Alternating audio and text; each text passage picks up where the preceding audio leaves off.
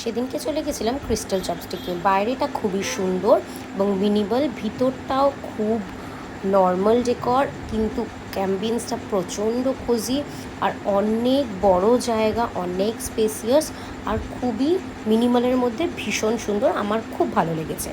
তারপরে আমরা ট্রাই করেছিলাম চিকেন ওয়ান্টন স্যুপ, যার মধ্যে ক্যাপসিকাম, ক্যাবেজ, বিনস, ক্যারট এগুলো ছিল, আর ওয়ান্টন তো থাকবেই।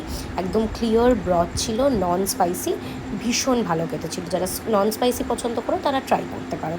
আর এখানে সব থেকে যেটা আমার ভালো লেগেছে সেটা হচ্ছে ফিশ ফিঙ্গারটা। ওদের ফিশ ফিঙ্গারের ভিতরের মাছটা ভীষণ ফ্রেশ ছিল, বাসা ফিশ ছিল কিন্তু ভীষণই ফ্রেশ ছিল, একদম কোটিংটা ভীষণ পাতলা আর ক্রিস্পি ছিল। আর আমরা ট্রাই করেছিলাম মিক্সড ফ্রাইড রাইস আর সেজওয়ান ফিশ।